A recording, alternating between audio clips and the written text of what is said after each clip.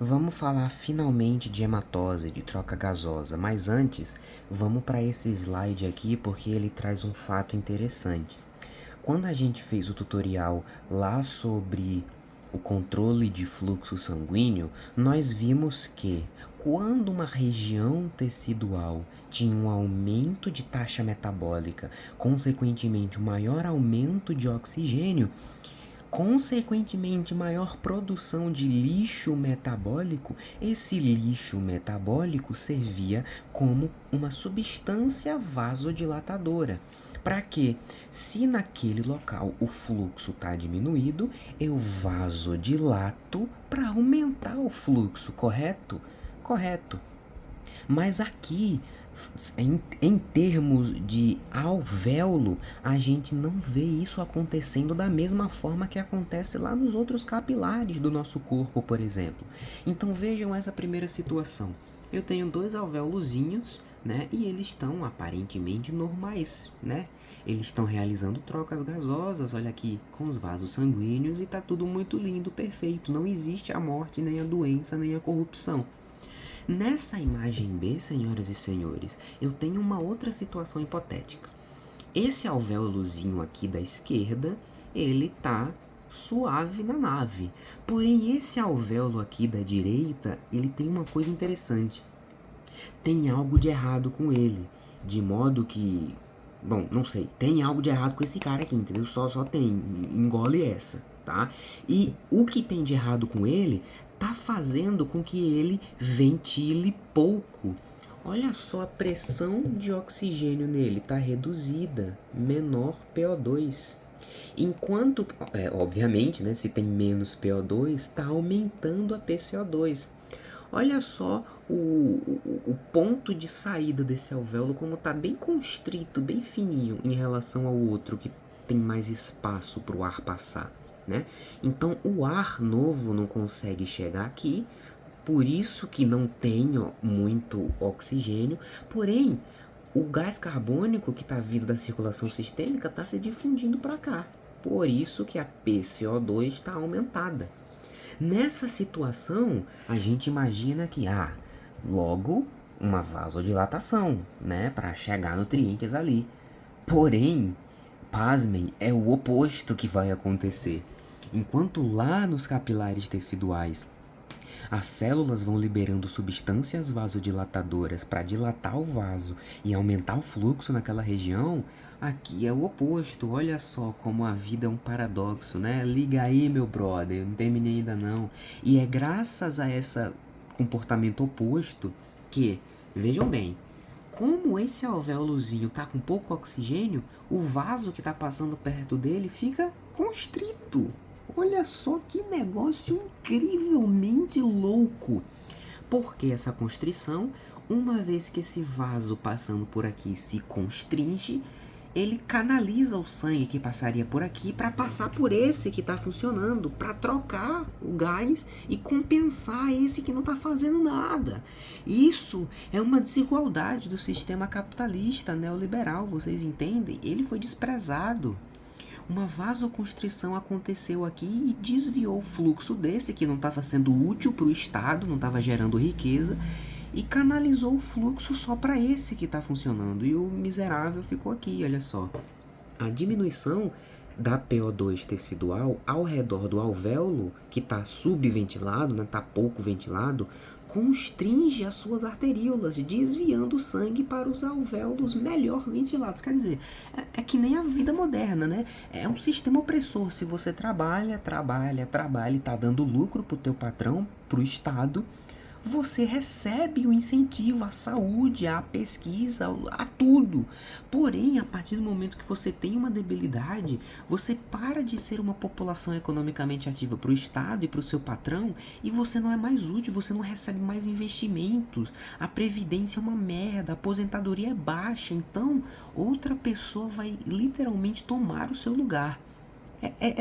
Em trocando os miúdos, é exatamente isso que esse slide quer mostrar, senhoras e senhores. Por isso eu peço o seu voto na próxima eleição. Bem, a troca gasosa vai acontecer de uma forma que vai ser muito semelhante ao que acontece para o ar chegar nos pulmões. Lembram que eu falei sobre gradiente de pressão, fluxo, volume, aquela coisa toda?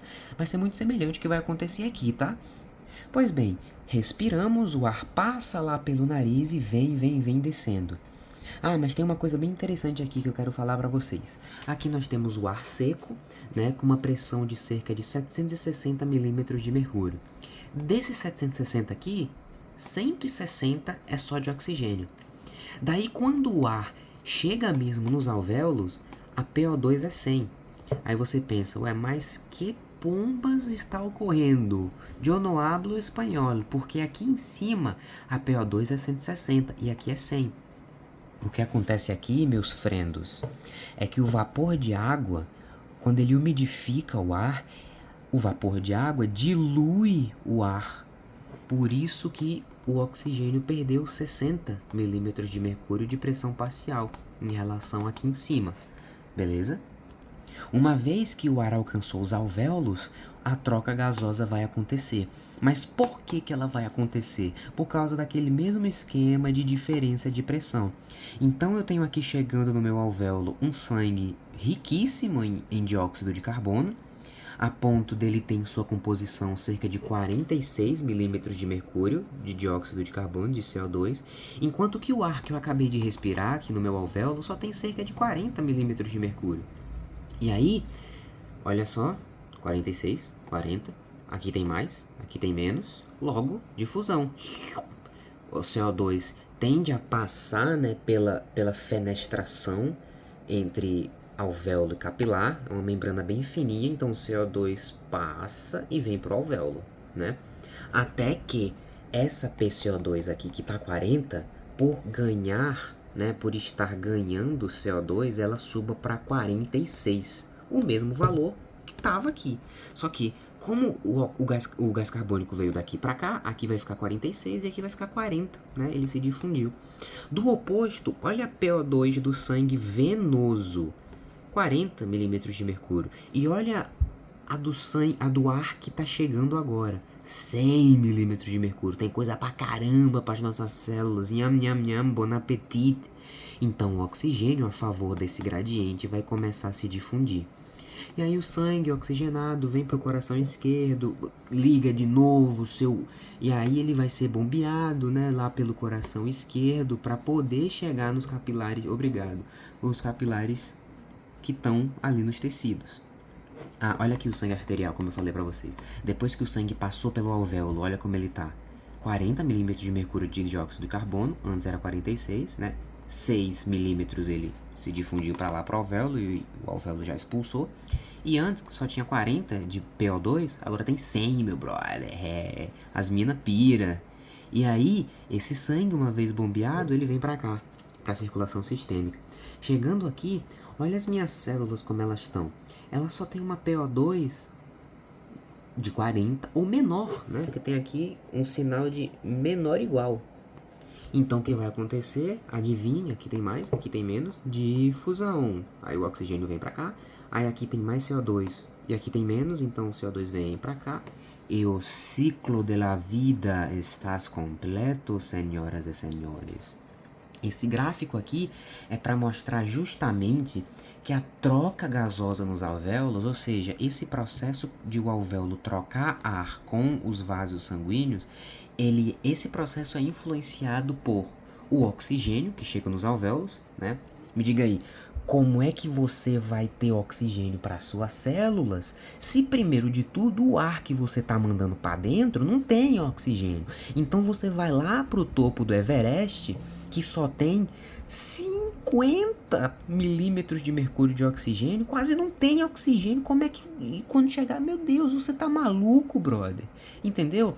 Então, o O2 que chega nos alvéolos, né, graças à composição do ar inspirado, a ventilação alveolar, ou seja, aquele negócio lá que eu falei para vocês, né, a ventilação alveolar, se o alvéolo não tá com defeitos pelo sistema opressor capitalista, né, se ele tá funcionando. a difusão entre o alvéolo e sangue, se não tiver nenhuma doença ou nada que esteja atrapalhando essa membrana aqui, né? Se essa membrana aqui entre alvéolo e vaso sanguíneo ficar muito grossa, como essa pequena tabela mostra aqui, ó, isso já prejudica a troca gasosa. Por exemplo, numa doença chamada de edema pulmonar, né? Então, o líquido no espaço intersticial, o líquido que fica aqui, ó, entre o alvéolo e o vaso sanguíneo, ele se acumula, né? E isso aumenta a distância do alvéolo e do vaso. E o alvéolo tem que ficar bem coladinho no vaso para os gases conseguirem passar. Só que nessa condição aqui não dá para ter uma boa difusão. Por isso que isso acaba afetando a troca gasosa dos alvéolos, beleza? A área de superfície, né? Se eu tenho muitos alvéolos vivos, né? De preferência que você não fume, né? Porque além de você ficar broxa, você vai perder os alvéolos e vai tossir pra caramba, entendeu? Então tem que ter muita área de superfície, quantidade de fluido, né? Espessura, né? Como eu falei da barreira e blá, blá, blá, blá, blá. Já sabemos como que o ar passa do alvéolo para o sangue, mas como que o ar vai chegar do sangue para a célula?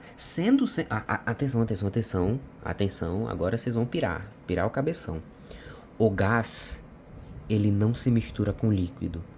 Quer que eu prove para vocês? Quando você tá na piscina e pensa que ninguém vai souber, eita, conjuguei tudo certo, e pensa que ninguém vai saber quando você soltar um peido na piscina. Aí você solta o peido, aí daqui a pouco brota uma bolha assim do interior da piscina, não tem? Você soltou gás, né? Metano, especialmente. O metano, um gás não se mistura no líquido, então ele fica ali naquela bolha e quando ele sai da água, a bolha finalmente estoura e o metano, vai se misturar com o outro ar. Então vou reformular. Gás se mistura com gás, não com líquido. Ou seja, senhoras e senhores, como raios o oxigênio vai ficar no sangue que é líquido, senhoras e senhores do júri? O que isso significa? Isso é um insulto às nossas inteligências. Como que o oxigênio vai? Ou será que isso tudo é uma mentira e a Terra é plana realmente? São cenas para o próximo episódio.